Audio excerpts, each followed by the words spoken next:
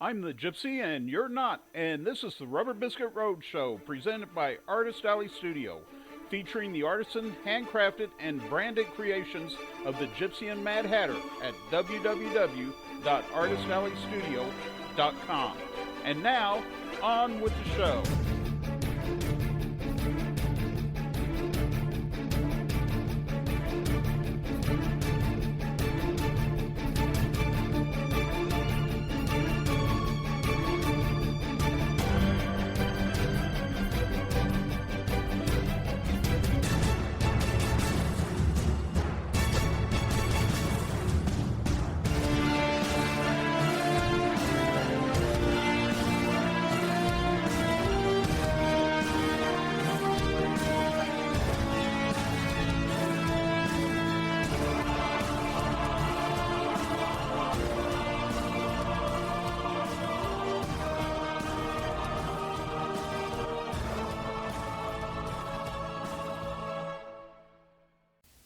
Welcome to episode 11 of the Rubber Biscuit Roadshow. I am your host, the Gypsy.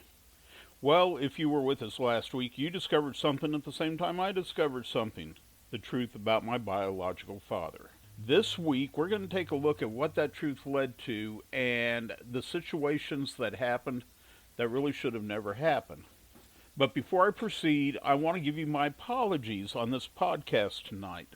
If you hear any background noise sounding like scratching or popping or anything like that, it's because our cat Cricket got a brand new toy today, and she has relentlessly been playing with it.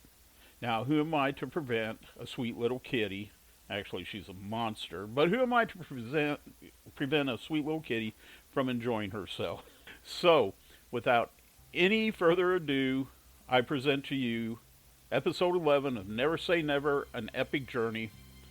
Hasta la Vista, baby. Nightmare Alley had earned its name just as honestly as other stretches of road had earned theirs.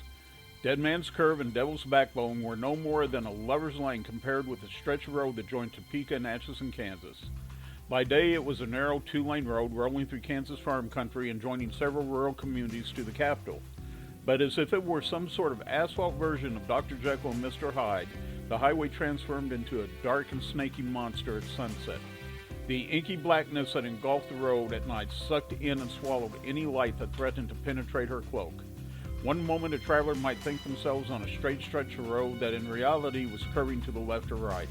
It would cause the driver to pull hard suddenly one direction or another to maintain the lane. The denizens of the night lurking along her shoulders, a leaping deer or a scurrying raccoon might suddenly challenge the unwary driver further. Nightmare Alley had claimed a score of inattentive drivers whose restless spirits ranged just outside the edge of vision. They seek to warn but have lost their power to intervene, as Jacob Marley had intoned to Ebenezer Scrooge in A Christmas Carol. So it was that on the night of my father's burial, I found myself navigating a road that otherwise I would have avoided after dark. The temperature was in the mid-30s, but the wind chill on the speeding motorcycle brought the temperature down to the teens. The cold sliced through my leather and heavy clothing, cutting into my flesh like an icy knife. I let my mind travel its own road to help me ignore the freezing needles of the road I now traveled. I wandered back in time, reliving the night in 1969 when my mother revealed that the father I had thought was long dead, in fact lived. My mother had told me the true circumstances of his accident, and for 45 minutes had desperately tried to justify her lie. She pleaded for my forgiveness, which, because she was my mother, I gave her. As I look back on that night, knowing the state of dementia that over the years my mother's mind had fallen into, perhaps it was easier for her to pretend Lee Roy had died rather than live with the fact that she could never be with him again. I do not doubt that he was truly the love of her life. My mother ended her explanation as the phone rang. "It's for you," she said through her tears. "It's your father." We spoke, he and I, for over an hour. Leroy promised that he would make up for lost time and be a true father to me. He explained that due to his accident and ultimate recovery, the governor had pardoned him. "I guess he figures I suffered enough," he said, half joking. I told him of my life, of my likes and dislikes, and he listened attentively. My mother sat on the edge of her bed, chain-smoking her Bel Airs, and listening to each and every word I spoke. As if sensing she was near, Leroy finally asked to speak with my mother. As I handed her the phone, I heard him say, I love you, son. The phrase echoed through my mind as I navigated the shadowy turns of Nightmare Alley. Had he really loved me, or did he love the baby that he had known? My room was at the back of the house and had once been a porch before someone had enclosed it. A small window that had never been covered near my bed connected to the room with my mother's. I opened the window slightly and lay awake deep into the night listening to them talk. Somewhere around 2 in the morning I fell asleep. Sleep did sound good at this point, but I still had many cold miles to go before I made it home. I pulled into the little service station at Valley Falls just as they were closing for the night. I convinced the same greasy station attendant I had thrown money at earlier in the day to stay open long enough for me to gas up. I tossed $1.25 on the counter. Wasn't that what I paid earlier today? The little cafe on the hill had closed for the day, and all the goat fuckers had gone home to fuck their hairy, garbage-eating wives. I spied the stained coffee pot sitting on a hot plate behind the counter and indicated it to the greasy attendant. He grabbed a dirty styrofoam cup from the trash can and rinsed it in a greasy sink. He poured the remains of the sludge in the cup and handed it to me.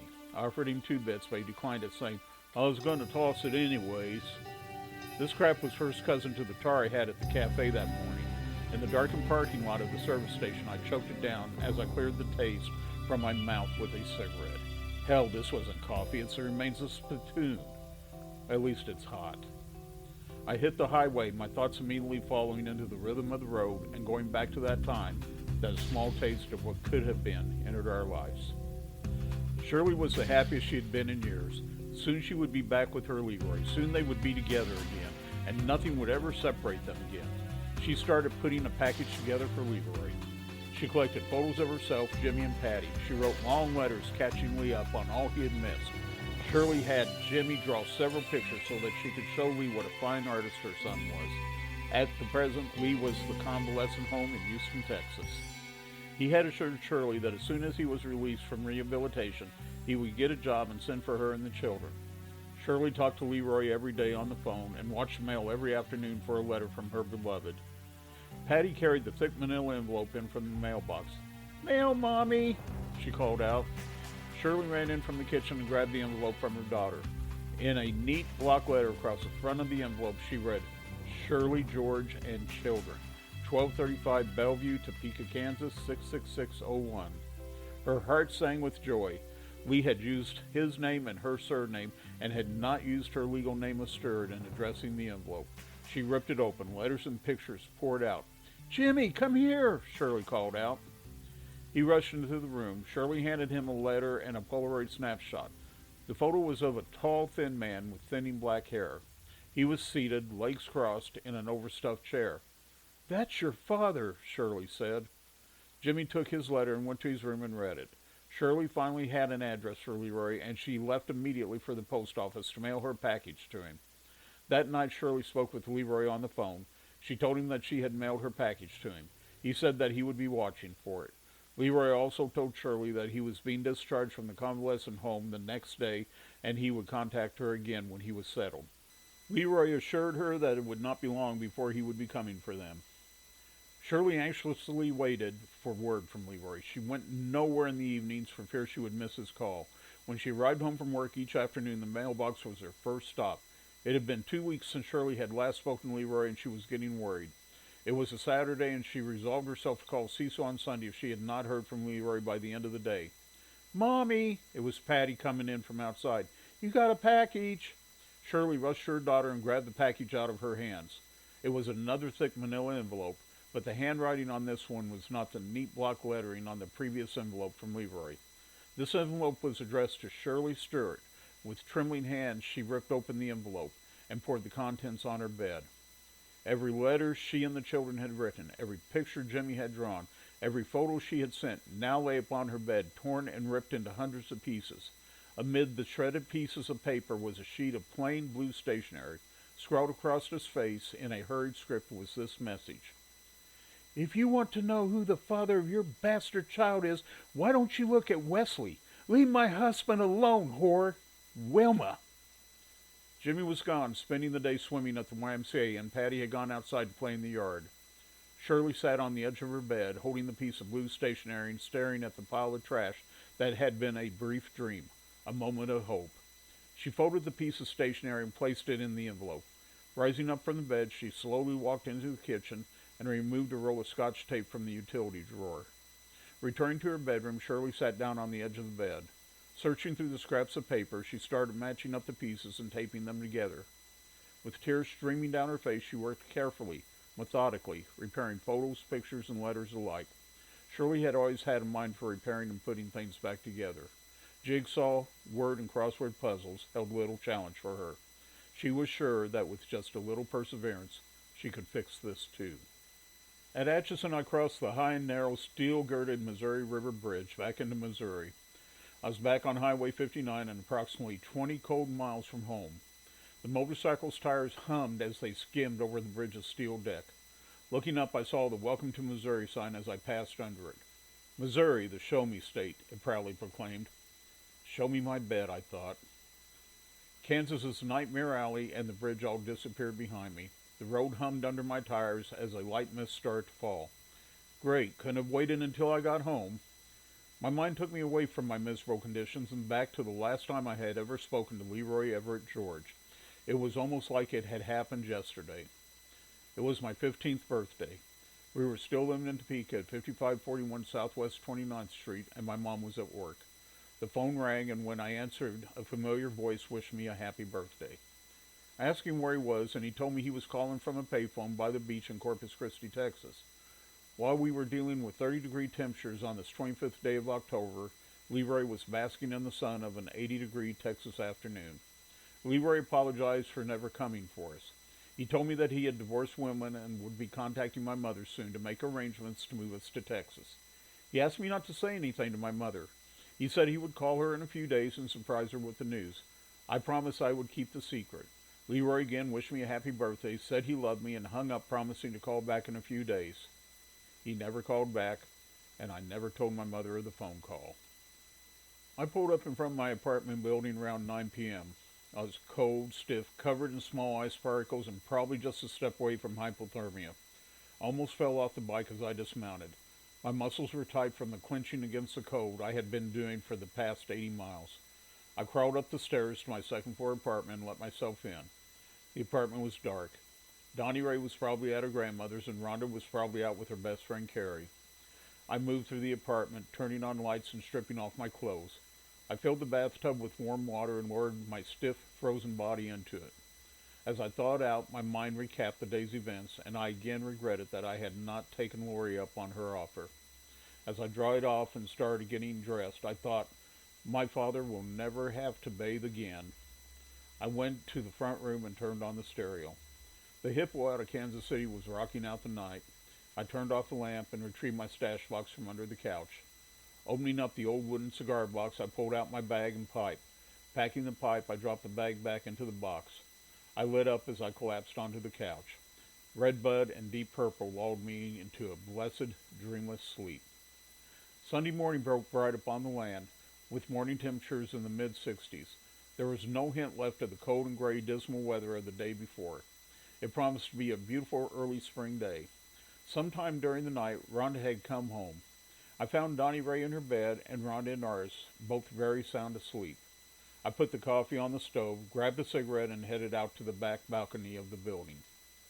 I lit my cigarette and sat down on the rail, waiting for the coffee to brew. I watched the fluffy white clouds slowly making their way across the deep blue sky. Pulling a drag off my cigarette, I thought about what my Uncle Cecil had told me Leroy had said when he told him I wanted to meet him. I wouldn't know what to say to the boy. Hello, I thought, would have been a good place to start. I could hear the pot perking inside the kitchen and hurried inside to turn off the burner. I returned to the balcony, a cup of coffee in my hand and an unlit cigarette hanging from my lips. I pulled the cigarette from my mouth and took a sip of the hot caramel-colored liquid. I looked up at the sky and addressed the clouds as they floated by. Leroy, you were my father, but you were never my dad. That honor belongs to Ernie. Because you gave me life, for which I thank you, I did my duty and laid you to rest, even though I never knew you, and you never knew me. I vow on your grave that my children will always know me, and I will never leave them to wonder who I am. When I wanted to meet my father, you became a coward, saying that you did not know what to say to me. Well, today I am no coward, and I know what to say to you. Goodbye. I turned and stepped back into the building, the screen door slamming hard behind me. Well, that concludes this episode of the Rubber Biscuit Roadshow. But before we go, I want to talk to you a minute and explain a couple of things. My mom did put back together all the pictures, all the letters, all the photographs that she had sent to Lee Roy and that had been returned to her by Wilma, torn into hundreds of pieces. She spent the better part of the night and the next day taping them together. She did not sleep until each and every one was taped together. The cover photo for this week's podcast is one of those photos. It is a picture of me and my sister with Santa Claus. I felt it was an appropriate one to put up. You will look closely at that photograph and notice that it has been ripped and that it has been taped together. That is me at 13 years of age, and that is my sister, 6 years younger than me. And I want you to pay close attention to that photo. My mom held that photo in her hand for a long, long time after she taped it together. Remember the bedroom window that I mentioned that joined our rooms together? I was looking through the window, watching her put everything back together. But when she got to that photo, she held it for a long, long time, tears rolling down her cheeks. I know why she held it. I know why she held it close to her. I know why it was important to her. It was important because she had thought for one brief moment that not only would she be with the love of her life, but that her children would have a father. And it didn't happen. Anyway, next week we're going to break away from Never Say Never, an Epic Journey Volume 1, and I am going to tell you a story that took place in my life. It's a true story. It happened roughly around the same time. I guess I was about 13 years old when this happened. And it is an important story to me, and I hope it warms your heart. It's a Christmas story. It is called The Night Santa Saved Christmas, and I hope you will enjoy it. It will be my Christmas offering to you. So until next week, this is your friendly neighborhood gypsy saying, may God bless and keep you and yours. Later, Gators. Bye-bye now. Visit the Rubber Biscuit Roadshow online at www.rubberbiscuit.com. That's www.rubberbiskit.com. The Rubber Biscuit Roadshow is produced by Tapman Productions, LLC. All parts of this program are copyrighted, all rights reserved. No parts may be published, reproduced, or used without the written express permission of Tapman Productions, LLC.